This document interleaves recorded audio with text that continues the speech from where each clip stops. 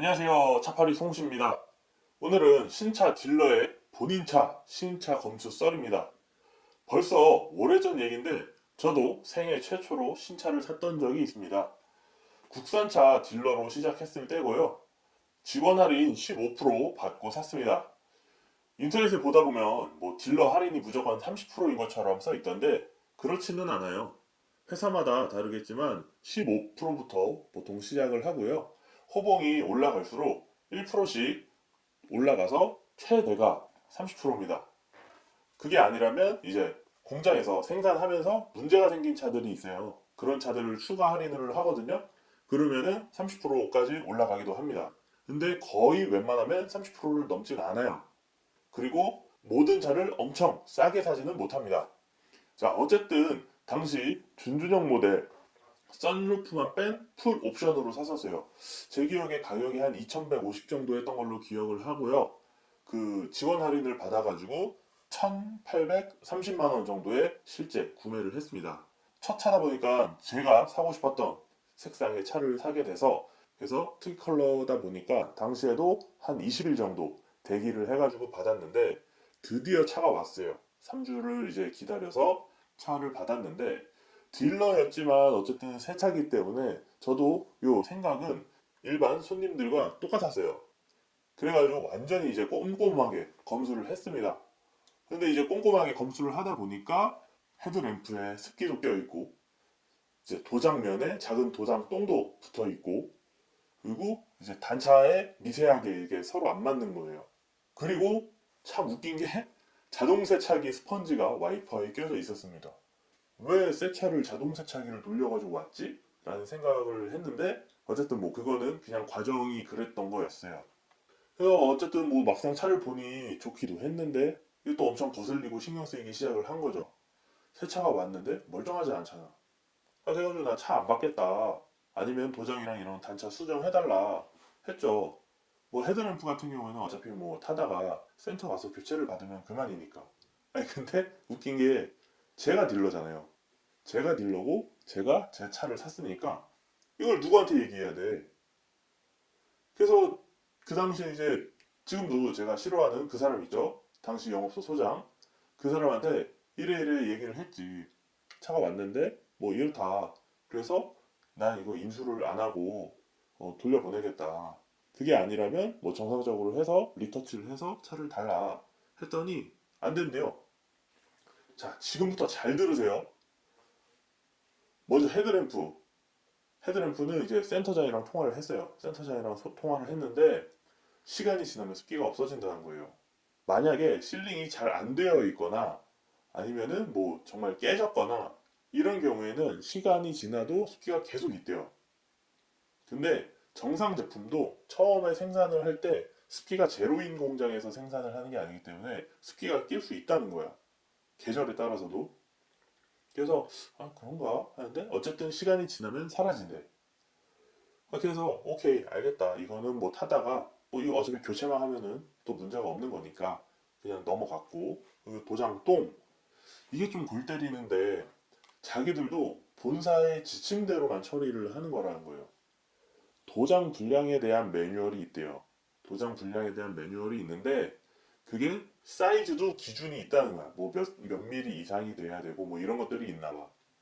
근데 이 도장똥은 거기에 해당이 안 된다는 거예요. 그 뭐 미세하니까 그냥 사실 보면은 도장똥이라고는 했지만 이렇게 스프레이 뿌려보면 끝에 이렇게 덜렁덜렁 매달리는 거 있잖아요. 스프레이 이제 끝에 이렇게 뿌려지는데 안 나가고 이러고 있던 게 하나 딱 붙은 그런 느낌.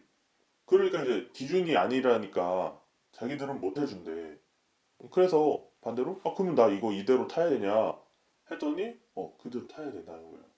오케이 그럼 넘어가고 그러면 단차가 이제 휀더 쪽에 있었는데 이것도 이제 회사에서 내려오는 생산 지침 기준은 이제 몇 미리 이하의 단차 뭐 이런 게 있나 봐요.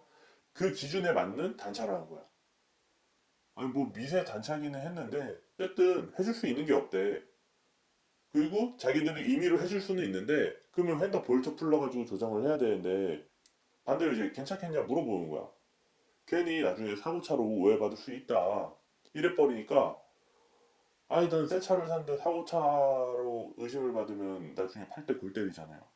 그래가지고 그냥 타야 된다 이거지. 그래서 결론은 그냥 타거나 아예 인수 거부를 하고 차를 다시 받거나인데, 그래서 진짜 거부를 하려고 보니까 기존에 타던 차는 이미 나가마가 가져갔잖아요. 가져갔는데 재고가 있는 것도 아니야. 그래서 생산도 다시 해야 돼. 근데 생산하는 거는 뭐 한 3일이면 만드는데 그동안 라인이 계속 돌아가니까 생산 이제 리스트가 있을 거 아니에요. 생산 대기해서 이제 오더를 내면 한 3주 정도 걸린다는 거지.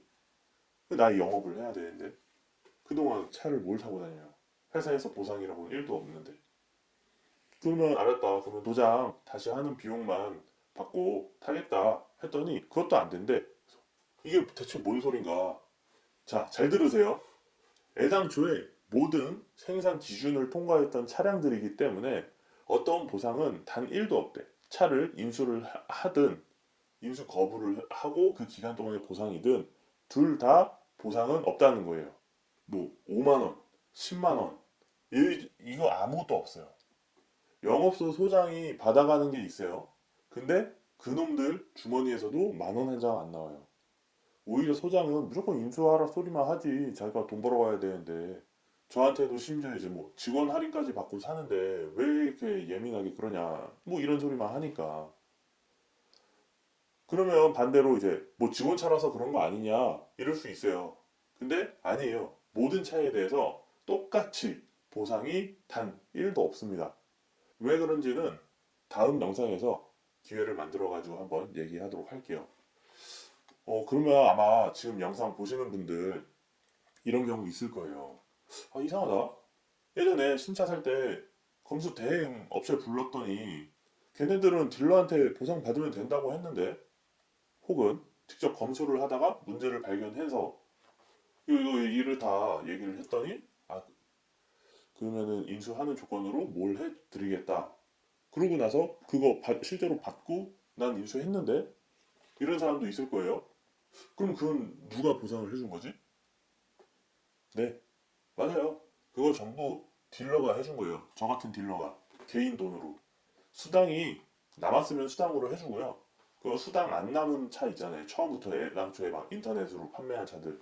그런 것도 그냥 울며 겨자 먹기로 그냥 사비로 주는 거예요. 왜? 자동차 회사는 절대 안 줘요. 절대 안 주는데 딜러 입장에서도 당장 내 돈이 아깝긴 하지만 내가 차를 이번 달에 뭐 몇 대를 팔아야 되고 계약도 몇 대를 해야 되는데 이 차 하나 때문에 스트레스를 계속 받고 있으면 일이 안 되는 거예요. 그러니까 밥벌이를 해야 되니까 어쩔 수 없이 빨리 끝을 내야 되는 거죠. 그래서 그냥 사비로 줘버리는 거예요. 어쨌든 뭐 오늘 신차 검수했던 썰을 풀다가 또 자동차 회사 방침 하나 흘렸는데 뭐 어때요? 뭐 이렇게 다 가리고 있는 거 있는 그대로 얘기하는 거지. 그리고 웃긴 게 그 휀더 단차는 그 선배가 그냥 이렇게 손으로 꾹꾹 눌렀더니 양쪽이 똑같아지더라고. 뭐 지금은 이제 저도 할 줄 아는데 그 당시에는 되게 신기했어요. 자, 어쨌든 다음 영상에서도 리얼한 썰들 가지고 와서 풀도록 할게요. 뿅!